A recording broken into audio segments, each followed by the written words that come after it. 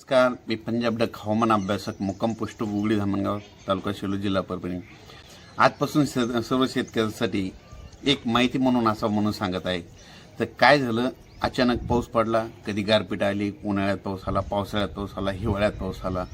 काय व्हायलंय, जे तज्ज्ञ मंडळी आहेत ते मग काय कारण सांगायले तर एल निनोबद्दल सांगायले. तर तुम्हाला एक एल निनो हे नेमकं काय आहे त्याच्याबद्दल मी तुम्हाला सविस्तर सांगणार आहे. तर काय झालं, 2017-18च्या दरम्यान डॉक्टर रंजन केळकर हवामान तज्ज्ञ यांच्याशी मी चर्चा केल्याच्या नंतर तर आम्ही दोघांनी चर्चा केली. तर एल निनोबद्दल त्यांनी मला खूप काही सांगितलं आणि त्याच्यानंतर मी देखील अभ्यास करत होतो. तर मग त्यांच्या अभ्यासातून मला खूप काही असं अभ्यास करायला मिळालं. म्हणून डॉक्टर रंजन केळकर सरचे त्यांना धन्यवाद देतो, कारण की त्यांनी खूप मला अशी काही माहिती सांगितली. तर मला शिकायला भेटलं त्यांच्यापासून आणि माझ्यापासूनकडे काही ज्ञान होतं. तर त्याच्यानंतर मी सगळा अभ्यास केला. तर एल निनोबद्दल सांगतो.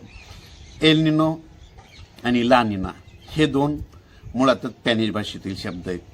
काही वर्षापासून मराठीत जशीच्या तशी वापरत आहेत, पण त्याचा नेमका अर्थ माहीत नसला तरी त्याचा आणि आपल्या मान्सूनशी काहीतरी संबंध आहे असं प्रत्येक जणांना वाटतं. आणि एल निनोचं नाव निघालं की दुष्काळ पडणार अशी सगळ्याच्या मनात भीती वाटायली आणि ला निना उद्भवला की पाऊस होणार असं सगळ्यांना वाटतं. पण यामध्ये तथ्य काय हे जाणून घेणं महत्त्वाचं. तर तुम्हाला एक माहीत असं म्हणून सांगतो. एल निनोचं शब्दशः मराठीत नाव होतं बाळ येशू. बाळ येशू हे नाव पडण्याचं कारण एल निनो ख्रिसमसच्या सुमारास उद्भवतो, म्हणजे डिसेंबर महिन्यामध्ये उद्भवतो, म्हणून त्याला नाव दिलं एल निनो. एल निनो आणि ला निना हे दोन परस्पर तुम्हाला एक सांगू इच्छितो. हे दोन नावं नाहीत आणि घटना नाहीत, आलटून पालटून सुरू राहणाऱ्या दीर्घ अवधीच्या समुद्रातील प्रक्रिया आहे. तर तुम्हाला एक सोप्या भाषेत सांगायचं झालं तर दक्षिण अमेरिकेमध्ये पेरू देश आहे. पेरू देशाच्या किनाऱ्याच्या पश्चिमेला जो प्रशांत महासागर आहे, त्या प्रशांत महासागराचं काय होतं, तापमान सरासरीपेक्षा वाढतं आणि ही तापमान वाढ काय होती, समुद्रावर पसरते. जेव्हा समुद्राचं तापमान अर्ध्या अंशानं वाढतं त्यावेळेस सौम्य एल निनो निर्माण झालं जाहीर केलं जातं आणि सगळीकडे दुष्काळ पडणं असं म्हणतात. आणि त्या समुद्रामध्ये ज्यावेळेस दक्षिण अमेरिकेमध्ये पेरू देशामध्ये ला निनाबद्दल सांगतो की ला निना कसं असतं की त्या समुद्राचं तापमान हळूहळू कमी होतं, मग त्यावेळेस ला निना उद्भवलं म्हटलं जातं आणि तिथं पाऊस पडणं असं जाहीर केलं जातं.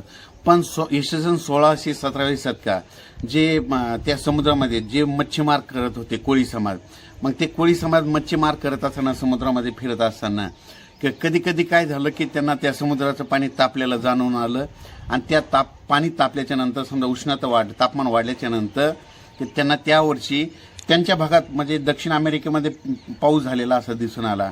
आणि काही भाग 1617 शतकामध्ये कधी कधी काय झालं, ते समुद्राचं पाणी थंड थंड होत गेलं आणि त्या मच्छीमाराच्या लक्षात आलं आणि त्यांनी त्या तज्ज्ञाला सांगितलं आणि त्या काळी त्यांना त्या भागामध्ये पाऊस जास्त झाला असं त्यांना गोष्टी आल्या. मग त्यावेळेस ते त्याच्यामध्ये हे तापमानाचे हे केलं.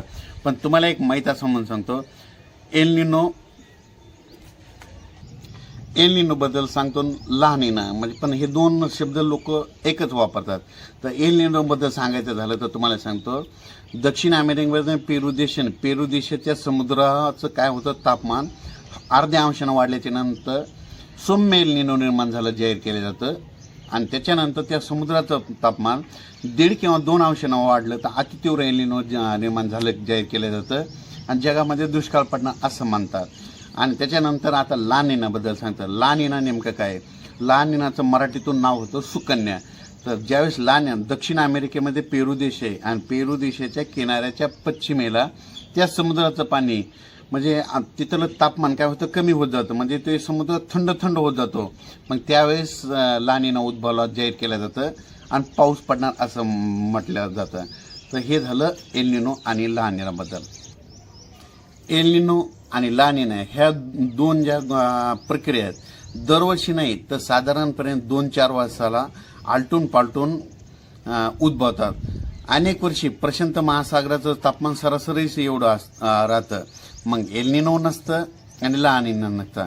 ह्या उलट नैऋत्य मान्सून हा भारतावर येणार येतो म्हणून हे लक्षात घ्यायचं. पण याचा एल निनो आणि ला निना याचा सरळ संबंध लावता येत नाही. पण एल निनो असो या नसो मान्सून भारतावर येणार हे ठरलेलंच आहे. पण भारतीय मान्सूनच्या प्रक्रियेत म्हणजे उत्तर गोलार्ध संपूर्ण युरेशिया खंड आणि दक्षिण गोलार्धात हिंद महासागर ह्यांचा सहभाग असतो. म्हणून हा विस्तीर्ण प्रदेशातलं वातावरण आणि जे समुद्रात जे घडतं ते तापमान यावर भारताच्या मान्सून अवलंबून असतं. म्हणजे त्याच्यानंतर तिबेटचे जे पठार आहेत तिथले तापमानामध्ये काय चढ उतार होतात त्याच्यावर देखील भारताच्या मान्सूनवर फरक पडतो. त्याच्यानंतर हिंद महासागरातलं तापमान काही भागामध्ये तापमान वाढलेलं असतं, काही भागामध्ये कमी असतं. त्याचा आपल्या भारताच्या मान्सूनवर फरक पडतो. तिबेटच्या उंच पठारावरील तापमानाचा भारताच्या मान्सूनवर फरक पडतो. त्याच्यानंतर हिमालयामध्ये जे हिवाळ्यामध्ये तापमान असतं त्याचा देखील भारताच्या मान्सूनवर फरक पडतो.